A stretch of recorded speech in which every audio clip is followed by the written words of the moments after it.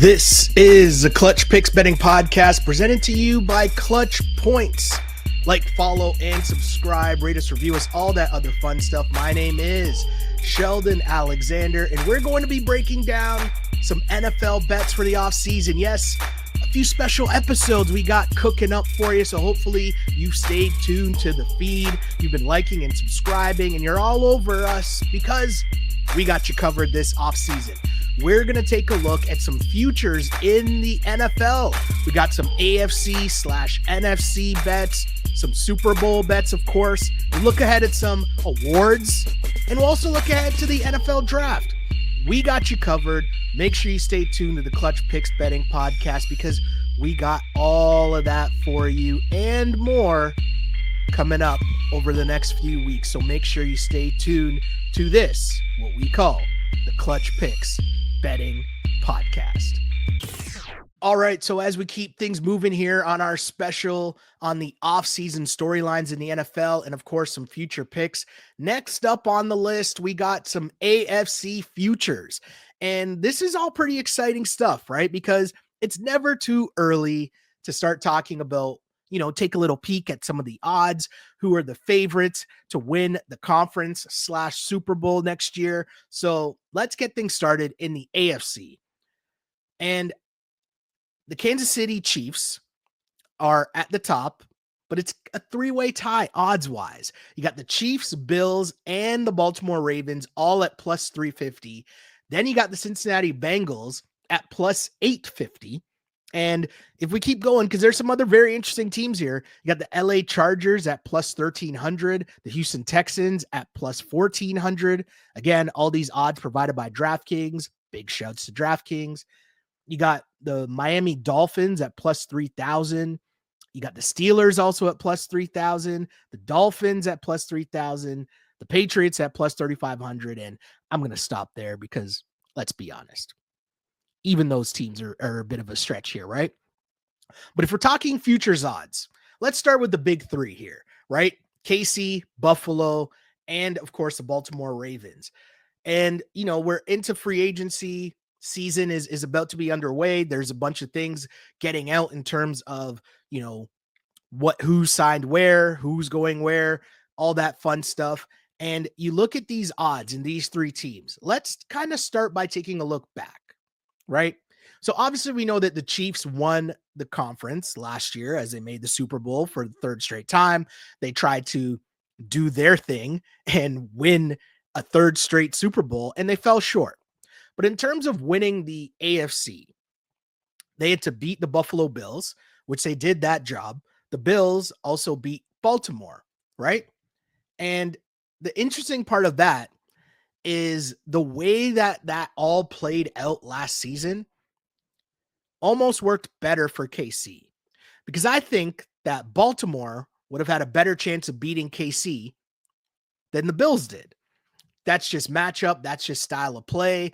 And if you look at what happened to KC in the Super Bowl, I think the physical nature of the Eagles really demonstrated itself in that game. And I feel like Baltimore had a chance to do that same thing, maybe not in the blowout manner that the Eagles did, but the style of play from Baltimore in terms of a defensive team, a hard-hitting team that can also pound the rock and run the ball, you see the similarities there.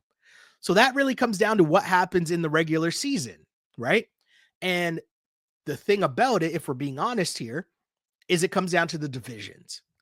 And so traditionally, Kansas City has had an easy time in their conference, but that could be changing. Buffalo lately has an easy time in their division as well. Is that changing? And then you have Baltimore. Baltimore in that AFC North is always a dogfight. As you can see, the fourth favorite team also comes from their division. So that's what makes this super interesting to me, right? Because the Chiefs needed to have that top seed so that they could avoid having to play both Baltimore and Buffalo in the playoffs. You were only going to play one of them. That was huge for KC.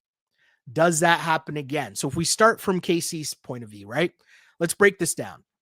We start from Kansas City, and okay, they had a really interesting season. They had a lot of one-score victories. They had a lot of like crazy plays at the end of games that could have went the other way. They had a lot of bounces go their way, which really led to them getting the top seed, right? And being undefeated for a long stretch of the season. So when you look at it that way, you figure, okay, well, how many of those games go exactly your way again the following year? You're going to be a year older, you know, injuries really took a toll on them. So you hope that they're more, they're less injury prone heading into next season. But I still think last year was so hard for them to win their division in a time when it's not normally that easy for them, right? I think that time is going to change. Sorry, what I mean is normally it's been easy for them to win their division, but I think that time is about to change because when you look at the other teams in their division, the Chargers are improving, the Broncos are improving, the Raiders are still the Raiders, but I think the Raiders will be taking steps, and the Raiders also played Kansas City tough. So overall, when I talk about Kansas City being the same as Baltimore or Buffalo, I don't really like those odds. I don't really think they should have the same odds as Buffalo and Baltimore because I just think if you're Kansas City, you got a lot of you're not going to say you were lucky to win the conference last year, but you had a lot of things go your way in terms of winning the conference last year. And I don't know if all those bounces are going to go your way again. Plus, I also think the Chargers, year 2 of Harbaugh, they're going to be better. The Broncos, Sean Payton and Bo Nix, they took a huge leap last year. So how much more are they going to improve? One more year in. That's super interesting to me. So I would move KC down a notch behind Buffalo and Baltimore. So with all of them being plus 350, not really a fan of KC there. So let's move to Buffalo. Buffalo, they had an up and down season as well, which was weird because it was more down at the beginning and people kind of like, is Buffalo really good? What's going on here? Because it wasn't as the flashy Josh Allen, but they just were businesslike. And then as they found their groove in the middle of the season and they just rolled towards the end of the season, it was like, oh, these guys are built for the playoffs. They're running the ball. Josh Allen was doing a great job in limiting his mistakes. Cook in the backfield was doing work. And their defense played ball. You add all those things together, that helps you win throughout the regular season and into the playoffs. So as I look at Buffalo, right, I'm going to do the same thing I did with the Chiefs. What are the chances of them in their division? What's going on elsewhere, right? Well, the Jets are still going to be the Jets. I mean, Aaron Glenn comes in and maybe you clean up some stuff. Aaron Rodgers and all that hoopla is gone now. So maybe you try to turn that back into some respectability, but I don't really think that they're going to bother the Bills in terms of winning the division. Could say the same for the New England Patriots. Mike Vrabel's coming in. He's going to change some things up, obviously. We saw Drake May get off to a great start in his career. So how does that affect it? I think that's pretty interesting as well. But I still don't think they're ready to compete and take out the Bills just yet. Right? I don't think so. So don't really believe in the Jets. Don't really believe in the Pats. Then there's the Miami Dolphins. And the Miami Dolphins are a weird team because how many more chances is Mike McDaniel going to get? How many more chances is Tua going to get? Like just this core with Tyreek Hill. They haven't really done much. They really haven't. And so I can't really be banking on them either or talk myself into them knocking off Buffalo next year either. I think what Buffalo turned themselves into last year is more sustainable in terms of being built around defense and running the ball and limiting the mistakes of Josh Allen.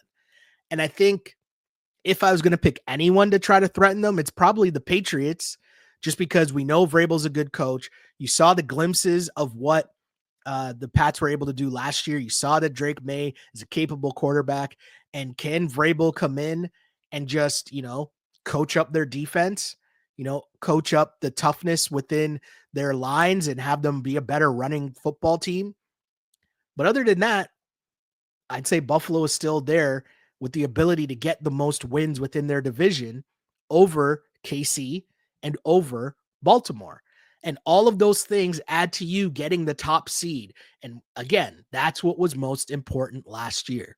So Baltimore at plus 350, they're really, really good. I thought last year they were going to get to the Super Bowl, and it just didn't happen to them. They lost a tough game against the Bills in a game in which they were right there at the end. Yes, Lamar made some turnovers, but at the end of the day, they were right there. Lamar made the plays late, and, a drop on a 2-point conversion. Lamar did the thing. He led the comeback. He did his job. He made some mistakes in the first half, but I'm not going to pin that. Like, that happens in football games, right? You make some mistakes. Those things do happen, and you're not going to play perfect football. But when I look at overall, it's just tough for me to take the Chiefs over Baltimore, because I just think Baltimore is a better team. And while I do think Baltimore is a better team than Buffalo as well, I just think Baltimore's division is so much tougher. Cincinnati should be able to bounce back and have a much better season, as they almost squeaked into the playoffs, but it shouldn't have even taken them all that, right? But at the end of the day, I think when you look at these teams, the Baltimore Ravens are pretty tough. But I want to deep dive a little deeper into the AFC North and how that leads into my AFC futures. But let's do that in a sec. Hey, are you ready to win real money? Check out Pick 6 from DraftKings. When it comes to basketball payouts, DraftKings Pick 6 dunks on its rivals, including Prize Picks. Just select 2 or more players and choose if they'll have more or less of a stat, like points, rebounds, three-pointers, and more. Pick 6 is available in most states, including California, Texas, Georgia, Missouri, and more. Don't settle for a smaller payout. Switch to Pick 6 and cash in your basketball knowledge. New players get $50 in Pick 6 credits instantly on just a $5 entry. Download the DraftKings Pick 6 app now and use code CLUTCH. That's code CLUTCH for new customers to play $5, get $50 in Pick 6 credits. Better payouts, bigger wins. Only with Pick 6 from DraftKings. The crown is yours. Gambling problem? Call 1-800-GAMBLER. Help is available for problem gambling. Call 888-789-7777 or visit ccpg.org in Connecticut. Must be 18 plus. Age and eligibility restrictions vary by jurisdiction. Pick 6 not available everywhere, including New York and Ontario. Void where prohibited. 1 per new customer. Bonus awarded as non-withdrawable Pick 6 credits that expire in 14 days. Limited time offer. See terms at pick6.draftkings.com/promos.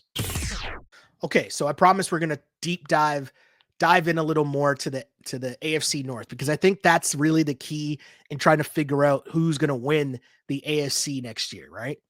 So let's go through the odds again for who's going to win the AFC, but just focusing on the teams in the AFC North, right? So you got Baltimore at plus 350, Cincinnati at plus 850, right?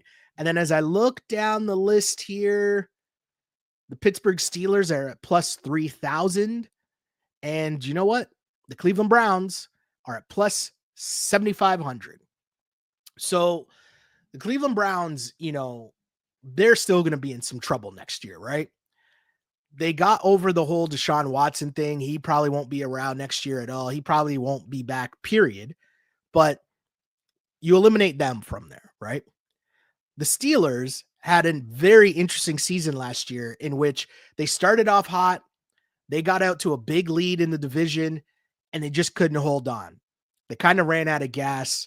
They got some solid play from Russell Wilson. I want to say that Russell Wilson added some stability to their backfield, to their quarterback position, where they didn't really have that for a lot of years. And of course, bringing in Russ, bringing in Justin Fields last year, it was a QB competition, right? And Russ really helped solidify that position and thus their offense. And that led to a lot of success early because really you just had to not make mistakes and their defense was so good that it would take care of business, right?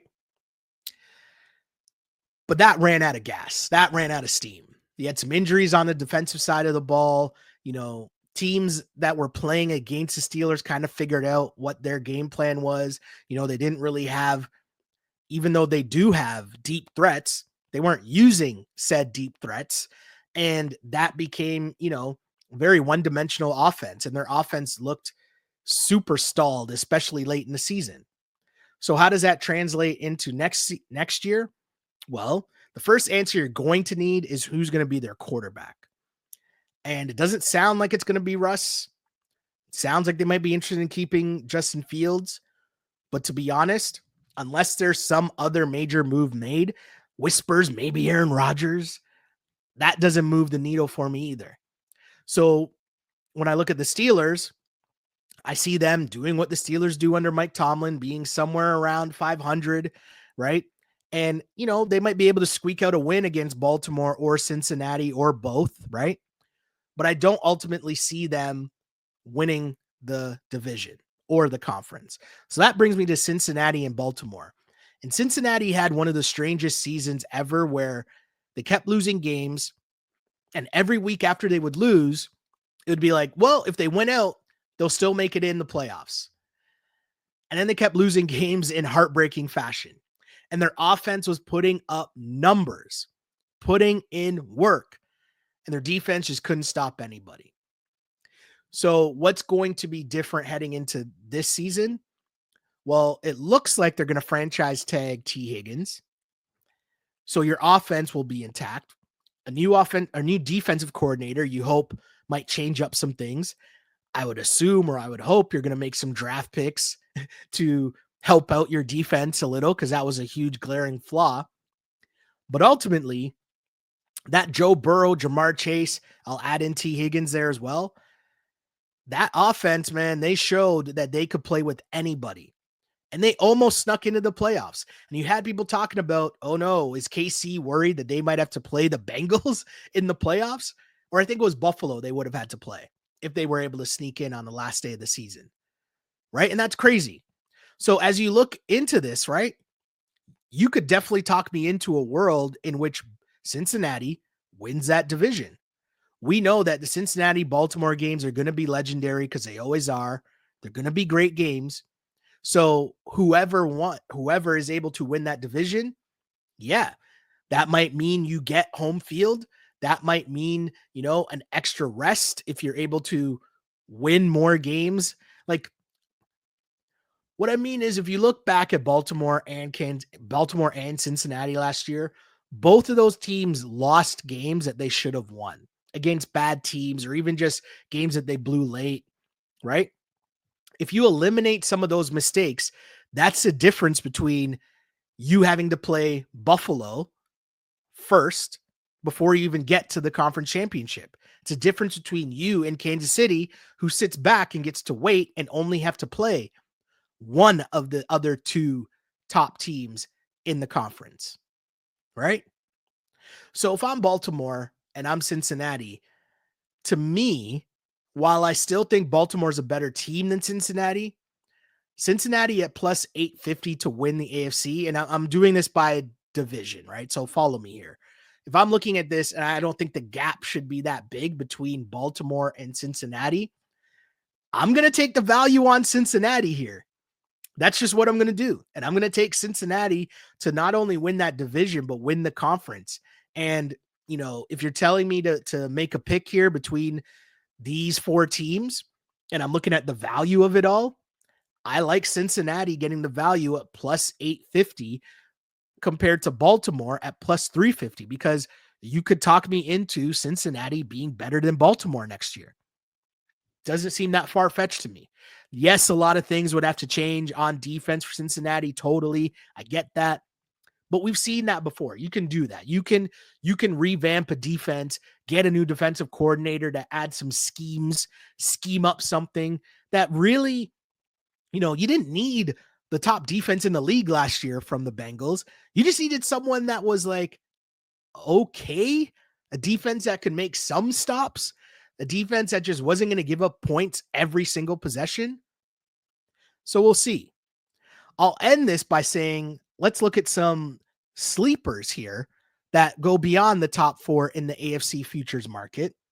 And as I look down the list, super intrigued by the Chargers at plus 1,300, just because Harbaugh, culture changer. And Harbaugh, what he's doing, I will sort of liken it to what the Buffalo Bills did, right? You're seeing these teams where you have a good quarterback and you're just going to put that quarterback in a position to succeed, meaning you run the ball, you play defense, but when you need plays, then that quarterback's able to step up and do it. But throughout the course of the regular season, you're going to limit those mistakes. And at plus 1,300, now we're getting into the division stuff again.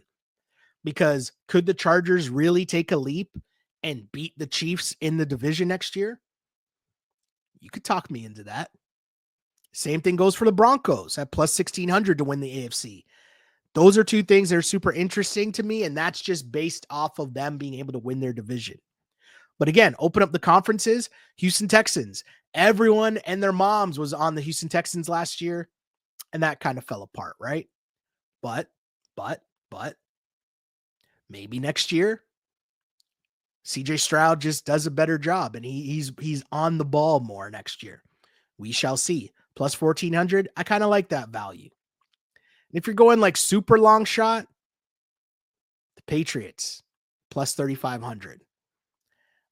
If you know me, if you follow the pod a lot, you know how much we loved Mike Vrabel. And at plus 3,500 to win the AFC, of course, we're again talking about, can you win your division? And if you're able to win your division, if you're just that much better than the other teams in your division, those are extra wins. That might lead to you getting a better seed and thus help you win the AFC. So super sprinkle on the New England Patriots at plus 3,500. That's what I got for you for the AFC futures market. And hey, just know, soon enough, stay tuned. Because if we just did the AFC, you know what's going to be next, right? The NFC. So make sure you stay tuned for that, because we got you covered here. That wraps up another episode of our look at some of the off-season futures. Don't forget to stick to the feed for the next deep dive of what we got in terms of trying to find some NFL value into the off-season. If you missed anything before, just hit like, follow, and subscribe. Scroll up a little and you'll be able to find all the other pods, because we got you covered, whether it's Apple, Spotify, or on YouTube. Clutch Picks Betting Podcast. My name is Sheldon Alexander. You can find me live on Instagram or the app formerly known as Twitter. You can find me on both places. On Instagram, it's at Sheldon Alexander. On Twitter, it's at Shell Alexander. I always say I used to pray for times like this to rhyme like this. This is the Clutch Picks Betting Podcast. As always, unpolished and unapologetic. Until next time, see ya.